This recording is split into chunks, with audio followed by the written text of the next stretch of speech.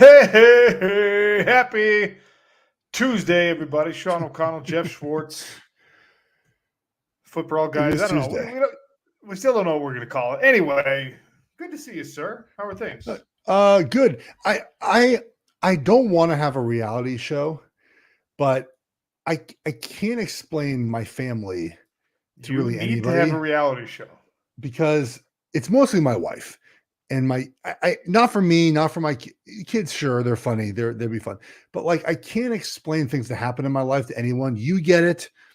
Duke, my buddy Duke gets it. A couple of our friends, but I can't like there are things that happen in my life that I want to talk about that I just can't. I'll give you like a tiny bit of this before we can talk about sports. This weekend there was a party on the house behind mine. Okay. And it was a bunch of teenagers and it was loud. I sent you the guys the video, you and Dan and Cody. Like it legitimately loud. Like I loud. normally we don't care, like it's fine, but we're in a neighborhood where like it's 10:30 at night, like trying to go to sleep, legitimately loud. So nothing we could do about it. The cops won't show up till 11. We didn't call the cops. Our neighbors did. By about 11, Sean, it was shut down. Like my neighbor called their landlord like 8 times. Woke him up like, okay, because it's a renters. So I'm walking upstairs to do this show with you right now.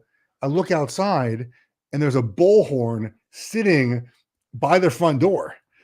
So I assume this is to counter any future parties that my wife was going to lob over insults until they shut down their party. And I just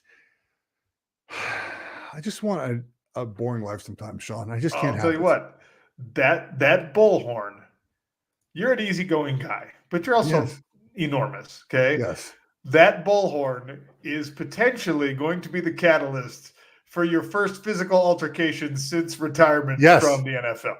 Most definitely is. Because what's going to happen is they're going to throw a party. It's going to be young, dumb people. Your wife's going to get loud with the bullhorn, and somebody is going to say one of the things that you can't say to a man's wife. And then you're going to be like, hey, you can't say that. And then my only hope is that whatever unfortunate individual that crosses not Geoff Schwartz, but Meredith is going to be like, look over the fence or look through the fence or whatever the situation is and just be like, oh, wait, is that a Sasquatch? Never mind. I don't like, hopefully it's you and your German Shepherd and, you know, you take your shirt off and they're just like that. Yep. That's a Yeti. I don't want to fight a Yeti. I'm sorry. We will turn the volume down. I'm as you mentioned, pretty easygoing. I told her to sort of ignore it. I'm like, just like we'll turn our fan on like we normally do. Like you won't be able to hear it. She wouldn't let it go, and she went over there. You couldn't even get into like the driveway. It was a mess. So now we have a bullhorn, which my kids are already loud anyways. It's going to be just bad. Before we get into WNBA stuff, Sean, I want you to have a victory lap because I was very excited to watch Mike Tyson and one of the Paul brothers fight. You said from the very beginning, Sean, the voice of reason on this whole thing. It was never going to happen. It's not happening now, Sean. Do your victory lap. Look, it just felt like such an obvious thing where we're talking about a combat sport. We're talking about boxing, where there's this long and now unfortunately documented history of people who die because of boxing, right? Of people who get severely hurt and their life changes forever because of boxing. And I think that that's probably already the case for Mike Tyson. His life is forever altered. On both the positive and the negative ends because of his long career in boxing. But the man, when this fight was supposed to walk, was scheduled to be 58 years old, okay? And they're saying that it's because of an ulcer flare-up. I'm hearing things behind the scenes that Mike is like riding a jazzy scooter around between training sessions, and that finally the voice of reason, which in the past has been his wife, is kind of stepping in and saying, look, we're not doing this, okay? Mike Tyson does not need the money. No. He does not need the exposure. His legacy, as complicated as it is secure. And it was, I think, just a nefarious plan in the first place, probably hatched by everyone around Mike and not Mike himself. So, no, it wasn't going to happen. And now that it has been postponed, I'm even more confident that it never happens. Yeah, you nailed this, man. I was hoping it would happen just 'cause I wanted to see it, but it doesn't do any good. Also, I love how sometimes when you're injured, you can say certain injuries that can't be questioned. Like an ulcer, you're not going to be like, he's lying. I mean, you might think he's lying, but how are you going to prove he's lying? It's not like he said, I broke my hand and he has to wear a cast for 6 weeks in public to make sure that everyone knows he broke his hand. He's like, I have an ulcer problem.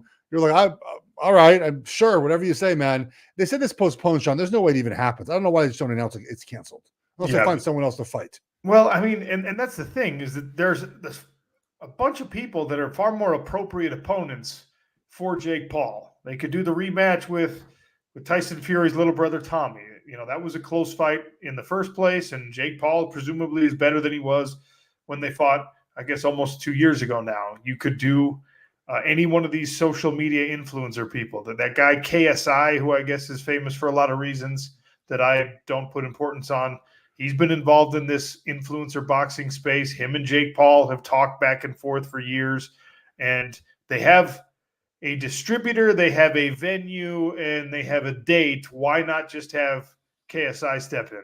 Like, he's still got 7 weeks to put in a training camp. Why not? So I don't know. The whole thing is somewhat silly. Jake Paul is officially on the books, a partner of the Professional Fighters League. Ooh. I'm supposed to always say that everything Jake Paul does is fantastic. And look, Jake, I mean, I think it's cool that he's decided he wants to box. But Fight Sean. He's also said he wants to do MMA. Fine. Instead of having somebody come fight you, somebody like Mike Tyson come fight you, I will train. We can do your first MMA fight in July, and it'll be fun. I might actually on Netflix in Dallas. I might fly to Utah for the first time, not to see Sean though, just to see Jake Paul fight.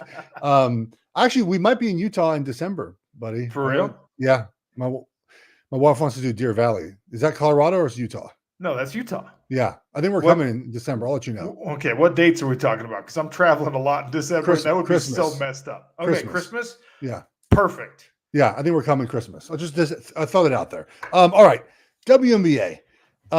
This is how you know a league has made it, right, Sean? When the talk about an incident or your league far exceeds the actual incident that happened. So Caitlin Clark gets pushed, right?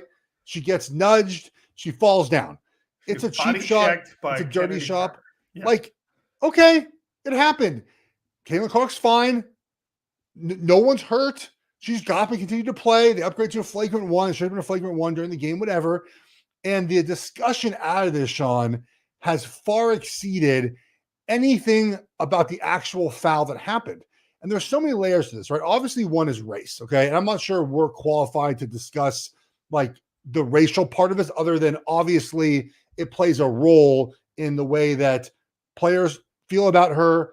Fans on both sides, by the way, feel about her. It plays a role, Sean, but I don't think it's the only thing that plays a factor in any of these discussions about just Caitlin Clark, WNBA, Angel Reese's comments, like all this together. Race is a part of it. We can't deny that. I just don't know how much, and I have a list of reasons why I think this is the way it is, but race is certainly near the top of that list. And like you said, that's probably an area where we should at least have a person of color on to balance a discussion like this. But the WNBA, I mean, if you take that out of the equation, because that's a societal issue, that's a socioeconomic issue, that's a lifelong worldwide problem that nobody has seemed to solve. If you just take it as like, all right, let's make them all blue-skinned, okay, they're all avatars, and what you have is now the young, exciting superstar avatar coming into a league that has struggled for so long for exposure, for respect, for any of the things that other leagues get automatically. Now you have an opportunity to seize on what this young person brings in, and the reaction internally is to reject that person instead of to say, all right, how do we maximize this? I love the idea of Angel Reese and Caitlin Clark continuing their collegiate rivalry into a scenario where they are talking smack back and forth in the WNBA. It grows the profile of Angel Reese. It grows the profile of Caitlin Clark. It grows the profile of the whole game. And you have a rivalry, which every other sport that we have embraced in the American landscape thrives off of rivalries. And even if they become heated rivalries, we like that. We like Celtics, Lakers, right? We enjoy that kind of thing. We love Steelers, Ravens. You need it. Instead of that, what you have is the old guard in the WNBA basically saying, like, all of you people who love Caitlin Clark, you're wrong about her. She actually is not going to succeed. She's going to suck. And they're running victory laps when she has a bad night, and they're ignoring things when she starts to look really good, despite the lack of talent around her. Yeah. And, of course, the race element gets brought in, and the line of demarcation is just straight up drawn. It's like people just scratch it, not even in the sand. It's like they etch it into cement, and they say, this suburban white girl represents something that I don't want to be the reason my league is popular. Yeah. And you need to give respect to the Bayou Barbie instead. And Angel Reese is a great player. Angel Reese, to me, is the personality. She's ready to play the role that, like, a Kobe Bryant played, right? Kobe Bryant became universally beloved and respected after he was done playing. Yeah. While he was on the Lakers, he was persona non grata, public enemy number one for every other fan base that wasn't in LA. Yeah. He liked that villain role. He was the cold-hearted killer. That's Angel Reese. Why can't we just say, that's your role, and we'll have Caitlin Clark be Steph Curry, who everybody loves? Angel Reese said that basically in her comments, right? Like, fine, I'll be that person. This comes back to, I think, two things about sports and debates that we have about sports and how players feel about these things, right? Basically, they're two, and they're sort of the same thing. One is the idea of earning the adulation, the respect, the media attention, right? There's a part of professional athletes, and I'll kind of move this to college football in a second, where, like, you have to reach a certain part of your career to where you're allowed to get the attention that Caitlin Clark is getting, correct?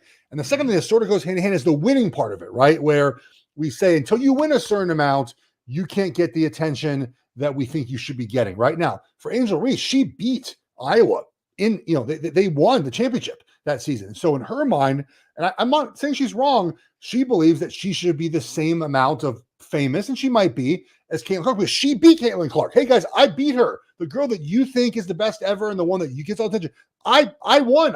We won that game. And so I understand where she's coming from. I understand where the veterans are saying, hey, look, man, we've done this for 10 years now. We have not gotten the same attention that we think we deserve. Now, the attendance numbers and the viewership has gone up the last 3 or 4 years anyways. It's obviously peaked now, and it might never get higher than this. I would say if Clark becomes a winner, maybe the final series gets more viewers. But I mean, the stadiums are selling out because of her. The attendance numbers, the people that are watching are so up because of Caitlin Clark. But the veterans are saying, look, man, you've done nothing in this league to deserve that attention. In this league, you haven't done that. And this is not uncommon. It's happening. It happened, I should say, with Deion Sanders last season, Sean, right? Where Deion comes into college football. He gets all the attention. Now, they did win early on, unlike the Fever. But a lot of people in the establishment of college football did not like that he was getting the attention without winning football games. And heading into this season, people feel the same exact way. That's the way that Angel Reese feels. That's the way that the older veterans feel. And I understand that feeling. As a football player, man, there are times I've said to you about this before where, like, that person, they haven't earned the right to feel that way, right? They haven't earned the right. But on the other hand, Caitlin Clark is benefiting everyone. The attention she's getting, Sean. So it's unlike Deion, who's not really benefiting an Oregon fan, right? Outside of when they played. Like, Caitlin Clark is benefiting the entire sport. The entire sport is more popular, more watched. People like to use the charter flight example. I think they were getting charter planes eventually, but it certainly accelerated because Caitlin Clark can't be seen in a commercial airport for a flight to a game, right, Sean? And they have, by the way, networks have abused the Fever because of Caitlin Clark. This is remarkable, by the way. The Fever played 9 games with 0 days rest. Or 1 day rest. 9 games. There are times, look, I gamble, of course. We talk about this a lot. I'll go and look at the schedule every day for like every sport. I'm not gambling on WNBA every day. I'm like, wait, is this right? The Fever just played yesterday. Why are the Caitlin Clark's numbers, like her props are up again today? So like they're all trying to maximize this. So I think this all plays a role. And the last thing is like jealousy, man. Like they're a little jealous. And that's for the reasons I mentioned, right? It's like, you haven't earned it yet. I beat you in college. But look, the point that is hard to argue is that people are watching because of Caitlin Clark. They absolutely are. And I hope they continue to watch forever now. They're fans of the league. It'll help everyone. But I think this is all the reasons why we're in this discussion now. And there's some people are making some absolutely silly things, like what McAfee said yesterday and the first take arguments. It's so silly, man. But that's why I think we're at the point where this has become a national discussion. So we've had phenoms, superstars, big deals who've been rookies in other sports, right? It's happened in every professional sport. Yeah. Is there anything, and I'm asking a genuine question here, is there anything that stands out to you most about the way that the WNBA, the players, the old guard, whatever, her peers have handled Caitlin Clark's entrance to the WNBA that is significantly different than when the NBA welcomed LeBron James, when the NHL welcomed Connor McDavid, when Conor McGregor jumped into the UFC, when Ronda Rousey was on the climb? Like, I think I know what you're going to say here, and I think it's an important differentiation, but I want to hear your thoughts. Oh, okay. Well, I don't remember LeBron being treated this way, but you can't physically bully LeBron James. Like that's a big difference, right, Sean? Like Caitlin Clark, we've talked about this as we've talked about her and her journey. Like her number one goal this offseason is going to have to be to get stronger, like get bigger. I mean, that's the jump that happens in every sports league, by the way, between year 1 and year 2, is you just get bigger and stronger. And she's easier to pick on than LeBron James. LeBron James is 6'9", and I don't know what he weighs, 250. And you try to pick on LeBron, he'll just dunk right over you, right? Or he'll give or hit you back. That's not Caitlin Clark's game. She's not going to do that. By the way, her teammates should be the ones doing that. I am. It befuddles me that her teammates have us up for her. Maybe she's disliked. I don't know. But like. I don't want to interrupt you, but Matt Barnes, I never agree with anything that guy says. I agree with this wholeheartedly. Like Caitlin Clark on an island by herself, fighting against all of these things, it's just not going to go well for her, for the physical reasons, for the political reasons. Like Caitlin Clark can't jump back up and start throwing blows with an entire team of WNBA players. No.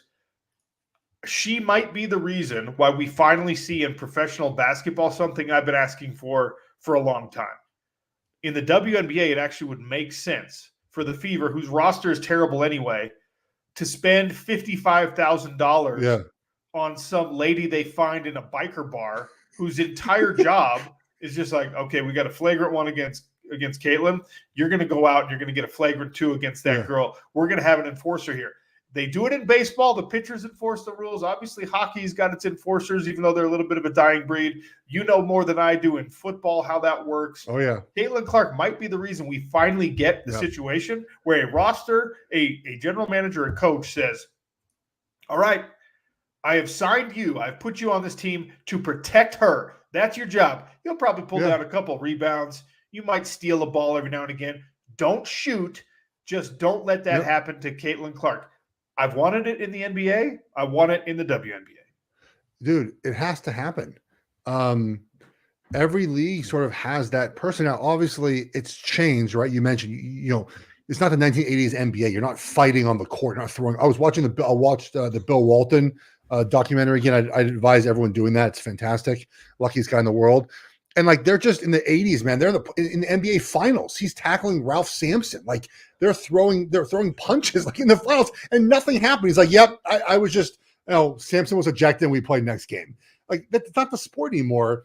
but someone has to be there to protect her. I think one of the issues people have with this discussion and why it's making people angry is people are saying the WNBA has to protect her. No, the commissioner is not the commissioner's job to say, hey, everyone, take it easy on poor Caitlin Clark. It's her teammates' job to do that. It's their job to, in my opinion, it's their job to do that. And yes so and no, but if someone starts going at LeBron James when he's 26 years old and it's like a repeat offense kind of thing, absolutely Adam Silver is going to pick up a phone and going to say, hey, you need to tell Raja Bell to chill out. All right? Hey, yeah. Draymond Green, I know that this is kind of your style. You're not going to do that to him. He's too important to our league. Yeah. I know those discussions can't be publicized, but the WNBA, if the Fever aren't going to do it, and shame on the Fever for not doing it. Like, how bad Absolutely. Are you as an organization that Agreed. The most important asset you've ever had on the court is by herself after somebody just knocks her down? I never heard if Caitlin was a bad teammate at Iowa. Maybe, I don't know if the sort of jealousy and vitriol torture extends to her own teammates, because that would be very unfortunate for her. But golly, you can't let this happen. No. You just can't. I mean, look, Indiana seems like they're sort of just going through the motions. They don't seem well coached. There's not much around her. I mean, I wonder if there's a thought of like, let's just suck and get Paige Beckers in the draft. I mean, imagine they pair those two together next season. They still need an enforcer. They still need an enforcer with those two. But no, look, that's just what they need. Another darling white girl to add to the roster. But the way this gets enforced by the league is by suspending a player for doing that. Now, again, I don't believe that hit to Caitlin Clark was suspension worthy, though. So I don't think now a flagrant 2, maybe get a flagrant 2. They fined, I believe, per $1,000. They fined was it $5,000 for that? They fined someone for missing a media thing and someone for the flagrant foul. But that's the message the league can send. They're not going to send a memo out. Hey, everyone, be nice to Caitlin Clark. It's just every time you cheap shot her, you get this amount of penalty. And look, I think I didn't see it at the time. I've seen it since people tweeted at me. The Angel Reese one from a week ago where she got a cheap shot. Give the other girl a flagrant foul too, and they did. By the way, they gave her. I think one got a flagrant foul. But discussion, man, it is just getting out of. It is so. You've arrived, WNBA. Welcome. This is what we argue about in the NFL and the NBA, and not baseball, because everyone's getting suspended for gambling on baseball now. This is what we argue about in other sports. Like these dumb. It's not a dumb topic, but it gets dumb when two people chime in. This is the Dion tax, right? It's people that don't really follow the WNBA that are going to talk about it excessively, nonstop, and they're going to say things that are really not very bright, and they don't move the conversation where it needs to go. The thing I worry about for the WNBA as this progresses, because look, the points in support of Caitlin Clark are pretty well made, and the points as to why you should be paying attention despite Caitlin Clark are pretty well made. Like, the league has a bunch of young stars that are really interesting to watch right now. Okay. Yeah. She happens to be the brightest of them. I mean, Sabrina Ionescu, I still put in that category. Angel Reese, who we've mentioned a bunch of times. Cameron Brink. Cameron Brink's been fun to watch, yeah. She's absolutely incredible, right? Alyssa Peely, I've got obvious reasons to be partial to her. She hasn't played very much, though, right? No, she's a backup right now. Go Minnesota Lynx. But, like, the league is in a situation where, like, the college game is really good right now. They're developing excellent talent. The coaching is good. So the WNBA should be kind of rounding into a new era of better basketball. And that's not just Caitlin Clark. It spreads itself out along the league, right? There's lots of compelling reasons for anyone to take their family to these games, and it gets less compelling and it gets less appealing to people if every time they turn on coverage, if every time there's a discussion on major media about the WNBA, it's not, oh my gosh, did you see Angel Reese's performance? Yeah. Oh my gosh, did you see Caitlin Clark's performance? Especially at this inflection point in our country with an election coming up, this is turning too racial already. The conversation is very racially biased, very racially motivated on a lot of these shows. And You add in the element of the predominant sexuality in the WNBA, and Caitlin Clark, as far as we know, not falling into that as well. You've got like this really highly charged situation that distracts from the sport part of the conversation. I don't want that to happen too much. It's important to discuss those things, but you got to be careful and balanced with it, because the casual sports fan, the average NFL fan who's looking at SportsCenter, who's watching First Take, and hears, oh, Caitlin Clark, Angel Reese, what's going on there? I'm not watching the games. What's going on there?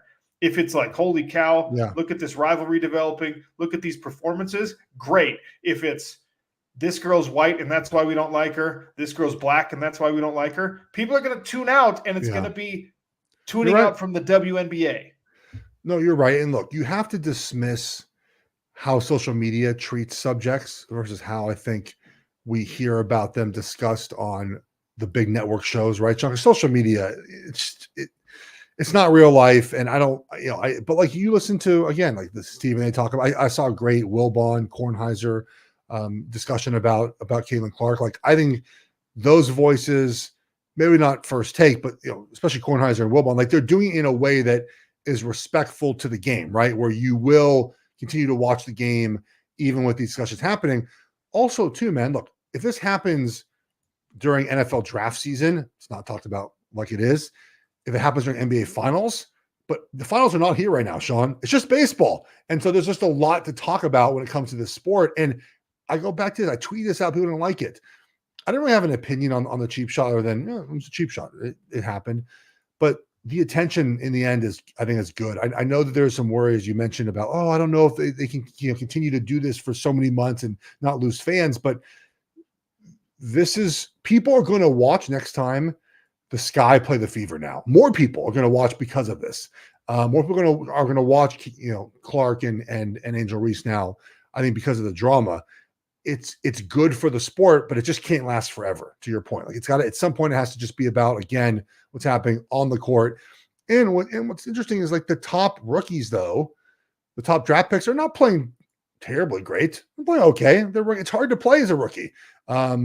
And so that's another layer to this too, is like all these rookies that are talking and being part of the discussion aren't really playing all that well yet. That's the longest we've ever talked about the WNBA.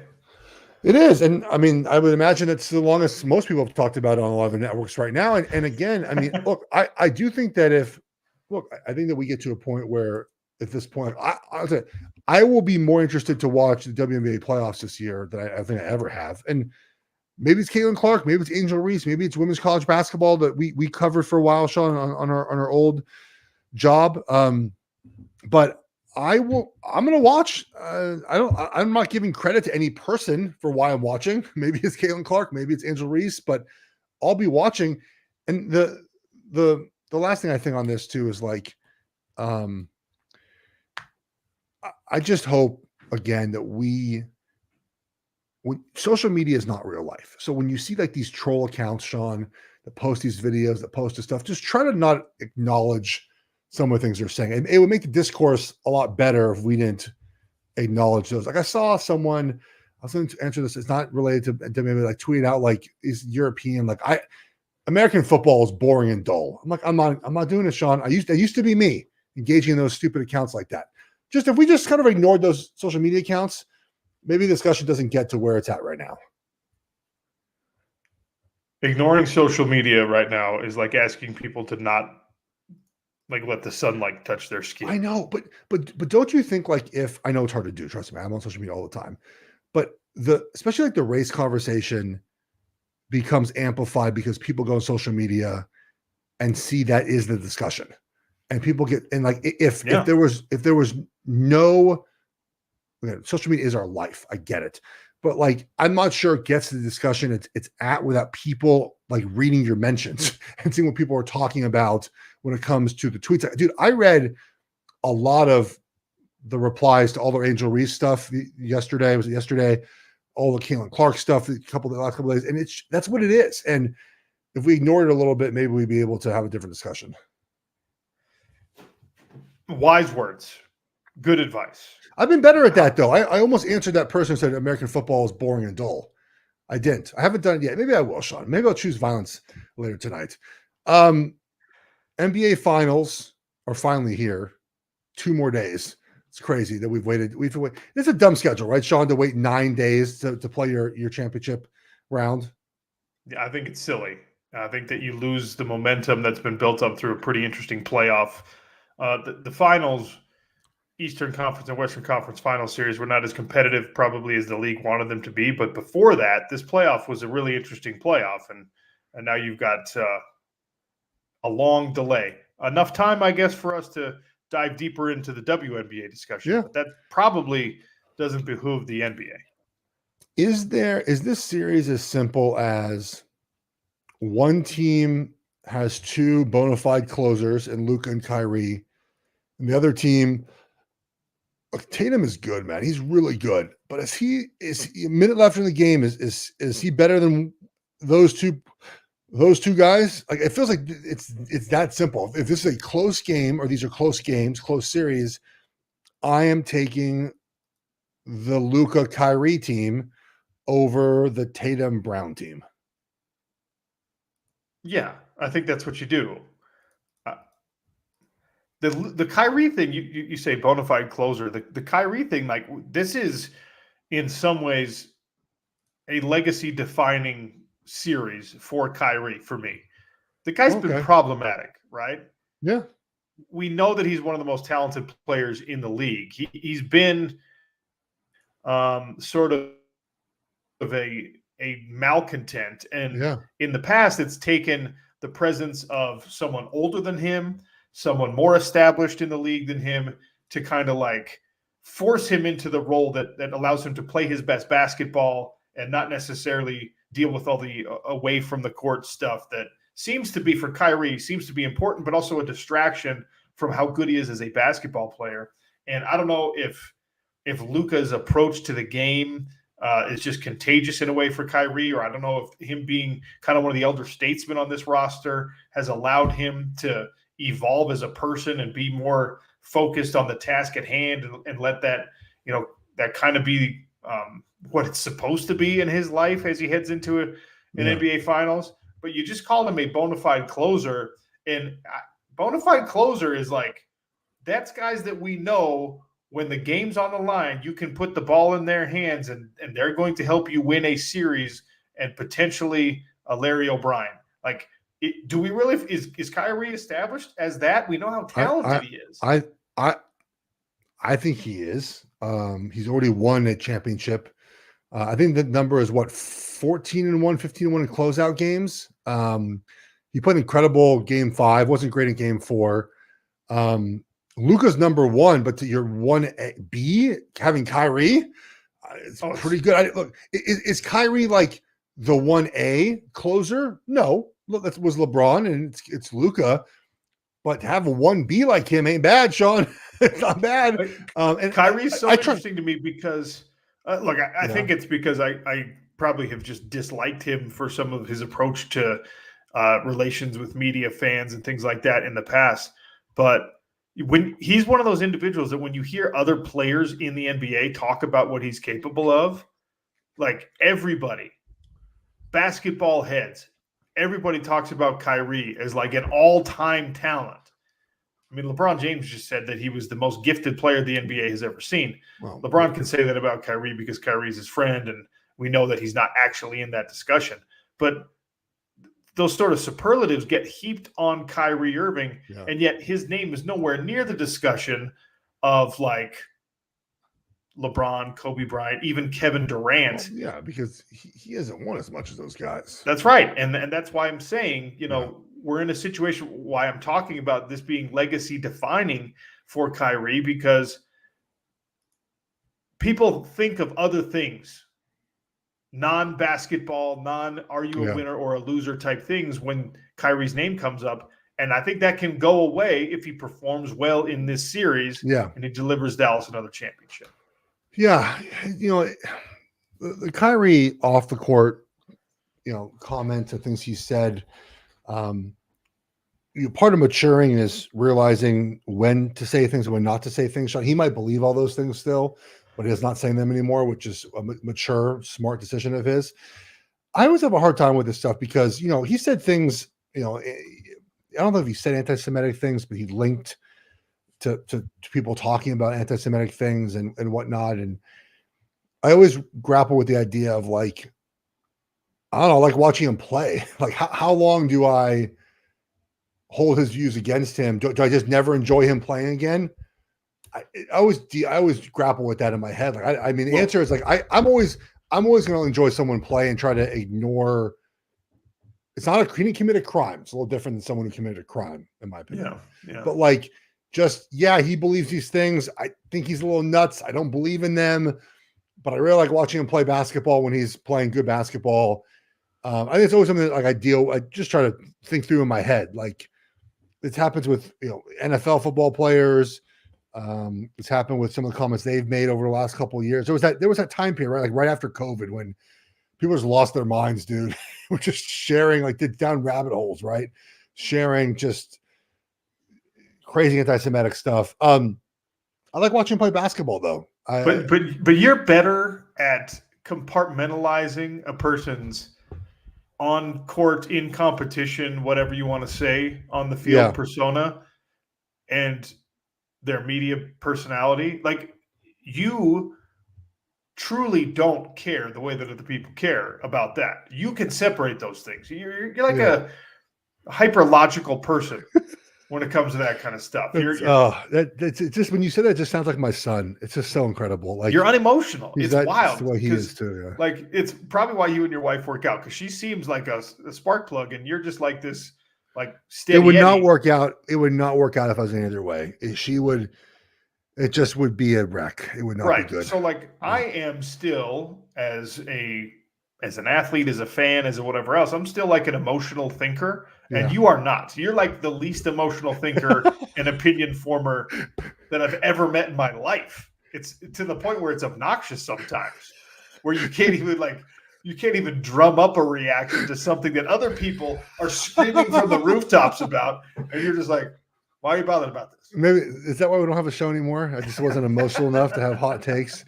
There are times when I think to myself, like, you know what? I would be like on TV more, which I don't even want, honestly. I'm fine with the jobs I have now. If I just said hot takey stuff, and I just can't bring myself to do it. Just can't. Yeah, I understand. But when you relate it to people like Kyrie, and he's certainly not the only one in sports, right? Like, no. I'm the one, domestic violence has been such a problem with professional athletes in every sport, right? Yeah. And if you start to be connected with something that I, in my infinite wisdom, decide is a credible report of domestic violence or child abuse or something like that, I hate you. I don't care if you're the best player on my favorite team. Now I'm just you suck. Is that how you're supposed to be as a fan? I think so. I don't know, maybe. I actually think I think the way I deal with it is not normal. I think the way you do it and most people do is very normal. I think I'm not normal in the way I look at it. That's what I'm trying to tell you. You're a Jewish man who's just if Kyrie has anti-Semitic views, whatever, I'm still going to watch him play basketball. Most people are just no, screw that guy. But you compartmentalize better. And I know that intellectually you can process that and you can say that, my reaction to this is different than maybe even my brother's reaction to it. But that's what I mean. Kyrie, if he is the MVP of this series, for example, now we're having a different discussion about him as long as when the microphone gets in front of him, he doesn't double down and be like, the earth is flat. I told you. That would be an incredible heel turn, wouldn't it? To be he kind of has quote unquote behaved, and all of a sudden just gets that mic in his face, and he's like, "Ha! I fooled you guys. I believe all that shit I said 2 years ago." He's just the earth is flat, and Jeff Schwartz is controlling the weather. Peace. I'm actually curious what I'm curious actually what he said at the anti-Semitic. I'm trying to look it up to see because I think it was just more. It wasn't. I think it was him liking tweets from somebody else, right? I don't know. Yeah. Oh my god. I remember he shared Alex Jones videos. Oh, geez. Oh, yeah, it's not great. I, you know, I, I do like, well, we've talked about the black Hebrew Israelite, which is what he shared. I don't know if we talked about that on our radio show. Did we talk about the radio show, like with the Sean Jackson stuff? No. Like I've learned more about it. And so it's a thing where like when I learn more about the conspiracy, and you get to a point when there's like nothing I can say that will change someone's opinion about this conspiracy. I just like stop trying. I'm like, I'm done with it. So yeah, I'm just looking at what he had said in the past. It's only 2 years ago. Like, I'm kind of curious if this sort of comes up again. I mean, October 2022, tweet a link to an Amazon listing page for Hebrews to Negroes, Wake Up Black America. Denied the Holocaust occurred. He said that I don't know.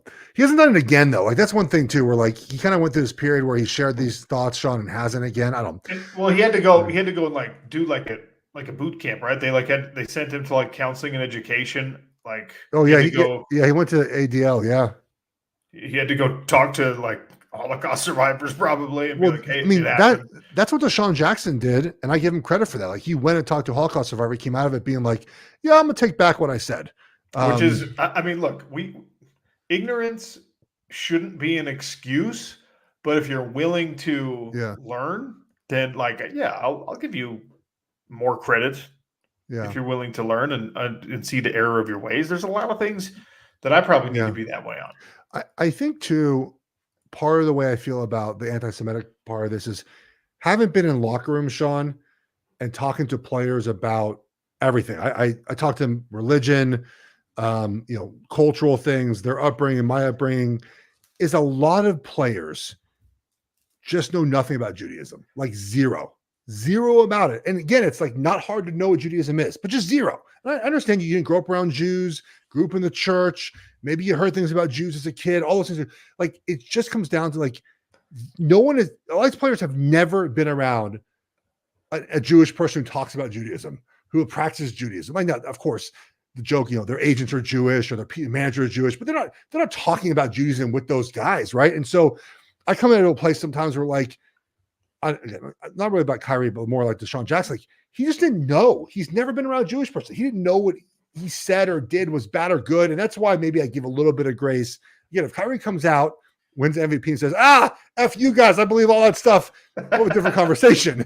But I think just a lot of players that have just not ever been around Jewish people or been around people that don't like Jewish people, and they just don't know any better. Maybe I'm being too generous. I've been told by people in this community that I'm too generous about this topic. I need to hammer these people that say these things. It was like by the way, I'm looking at Kyrie's page, his Wikipedia page. This is like over like a 4-day period, Sean. That's it, 4 days of his entire career. So that's what I'm coming at. I know it's different than a lot of people. But if Kyrie wins an MVP, I'm sure some of the things will be brought up again. But I will enjoy watching basketball next couple of weeks. It's a long finals too. It goes from like June 6th to like the middle of the 20th, right? Like the June 20th-ish. It's a long NBA finals. They're spreading it out. Every broadcast and every game, big time revenue opportunities. Let me see here. What all the way till Sunday, June 23rd. Jeez. It's a long championship series. I'm going to be watching a lot of these in hotels. I'm traveling. We're doing fights like every week in June. So where are you going? Oh yeah, I saw, not near Charlotte though, right? Isn't like Atlanta? Yeah, we got Newcastle, England. England. I leave tomorrow for England, and then we're doing Uncasville, Connecticut at the Mohegan Sun. Then we're going to be in Salt Lake City, which is awesome, a little home game. And then Sioux Falls, South Dakota. So not our most metropolitan and exciting destinations. And then in August, we have awesome ones. We got. Are these for the play? Are these for the tournament? Yes. The Salt Lake, Connecticut, and South Dakota ones are. I thought South Dakota will be highly attended, though. Yeah, they do well because it's like in Salt Lake City, right? I mean, there's just There's only so many shows on Earth. Do we have an updated name for the hockey team in Utah? Dude, they did 8 designs were submitted to like whatever the patent office that all say Utah Hockey Club. So that is going to be the first name. They've narrowed it down to 4: the Yeti, the Outlaws, the Mammoth, and the Blizzard. So 2 of these can be just Geoff Schwartz images: the Mammoth and the Yeti. Can you submit a draw? I'll take a picture of myself with my shirt off. Can you submit that to the official hockey club of Utah as a mascot? I am fascinated by this. It's not a hockey discussion per se, but the Oilers Panthers series. And just the contrast. I know why you're excited about. I know why you're excited about the Oilers. Oh yeah, yeah. I saw Softy tweet out he said, like, would you want your wife or like significant other to be this woman or something? And I was like, yeah, who cares? They're fake tits. It is what it is. Big Oilers fan now. The contrast in like love of hockey in the region is very funny to me. Like, you basically have a team in Miami, Florida, playing a team like Edmonton, like a blue blood, haven't won in a long time. It's the contrasting styles is so different. It's the multi-generational hockey is the only thing you care about. Yeah, Edmonton fans, dude. I once had a fight in Edmonton, and that place is bleak for half the year. Okay, I'm sure now it's the most northern. Is the most northern NHL city? Is Calgary further north?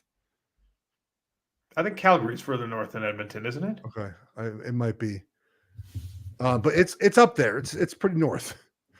I'm looking right now. Now, Alberta, the province, very beautiful naturally, but it's very much Edmonton. Oh no, it is. Looks like, you're right. It's like Edmonton 2 hours. It looks like a multiple hour drive from Calgary north. Edmonton is just smack dab in the middle of Alberta. Calgary's it's like Edmonton might be the biggest city, like the biggest city that far north in the entire country. Well, now I'm looking. Absolutely, it is. It has to be. Like, I'm just looking at the map right now. There's no city. I guess if you get over to the maritime provinces, Newfoundland and Labrador, but these flat maps they throw it off, right? Because they stretch them out and make it weird. It's not flat. Well, depends on if you're talking to Kyrie Irving or not. Edmonton does not look like it's but oh boy. I was up there in January of 2014. Oh my God, January. Oh. And it was like 9 degrees outside. And then we're just like, oh, you came up, you brought the warm weather. I'm just like, what?